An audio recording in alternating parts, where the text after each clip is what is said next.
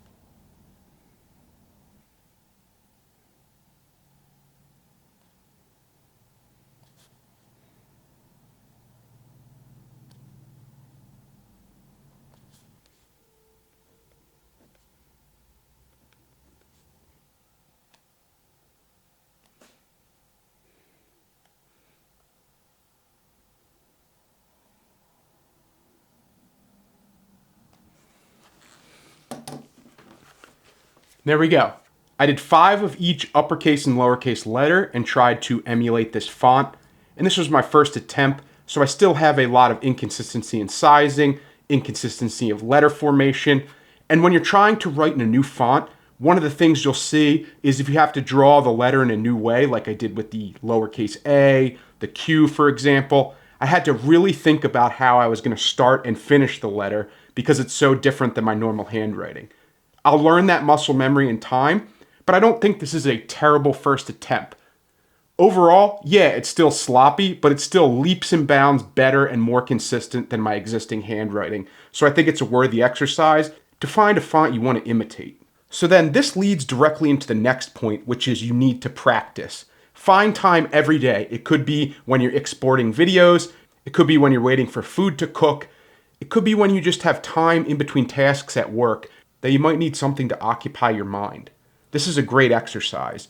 You could do these kind of letter drills and write them out 5 times each like I did, or you could just try to write entire sentences and paragraphs. Keep drilling, keep practicing, and really try to refine your handwriting style down so you can get that muscle memory on how you want to form letters to make them more legible, neater, and make you feel better about your overall penmanship. The other point I want to bring up is to take your time. It's really important to take your time. Some of these you can tell I kind of rushed through, and you can see the inconsistency in the letter formation, the way that it gets kind of sloppy, the spacing gets weird. So really take your time when you're practicing your handwriting because you're really trying to learn the best method of that muscle memory. You really want to be able to just look at a font and be able to recreate it the same way an artist does when they see something and can draw it freehand. That's kind of what you're going for here. You want to practice, practice, practice until your wrists hurt. It could take months, years, it could take a decade. But if you really want to improve your penmanship, you really have to take your time. The next step is making yourself want to write. So you have to find both a notebook you love, the paper style you love, but to me the most important thing is finding a writing implement you love. The newest one that I've been writing with regularly is this Writech gel pen. It's got a medium point. It's called the Writech Morph. It's a 0.7 millimeter tip, so it's not super thin, but it's not super thick. It writes beautifully. It's got black ink. And the reason that it's called a morph is because it shrinks down to this 4.6 inch size, makes it really easy to fit into a notebook, to fit into an EDC pouch, to fit into your pocket, or to just throw in one of those Lockbee field folios. And when it's closed, the tip retracts nicely so that you don't have to worry about accidentally getting ink on anything. And then when you need to write with it and you need a full-size pen, you can just pull it out and it clicks into place and it extends to 6.1 inches. This gives you full-size, balanced writing comfort, and then it also gives you that compactness for carry. It's super comfortable. I've been liking wider pens these days because I have large hands, and it feels more comfortable to grip onto a wider pen. It has a really soft grip point that's like this really soft rubber silicone material. It's extremely smooth and soft in the hand. It's got a nice little clip on it. I like the colors of it. I picked this kind of pale green-blue color. And then it has a purple accent and a little metal clip here. So if you want to put this in your pocket and kind of link it to the side of your pocket, you can, or slide it into any kind of pen sleeve. And I think it's just a beautiful pen and it writes excellently. When you have it in its compact form, it prevents any dust or debris from getting into the pen tip, which is nice as well as dust getting on the exterior of the grip pad. It's super cushioned, like I mentioned, and it gives you smooth and consistent writing. So if I flip this over, you can see even with minimal effort,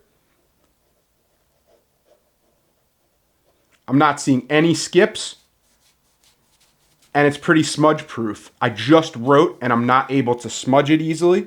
And then when you buy a set of these, it comes with 2 pens and 2 refills, and it's compatible with Writech's existing set of pen refills. So when you choose the writing implement that's for you, you need to consider if you're looking for something like a pencil. I'm just not really a pencil guy. I always take notes, even sketch in pen. I just like the way that ink flows. I like the way that ink looks. You need to pick the length of pen or pencil that you want to use. And you also want to pick a width that fits well in your hand and is comfortable to write with without cramping.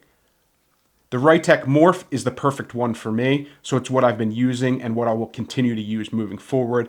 although I've got a pretty large pen collection, so I'm always kind of swapping and testing other ones. This is my current pen of choice though. Choosing a pen you love will convince you to keep writing.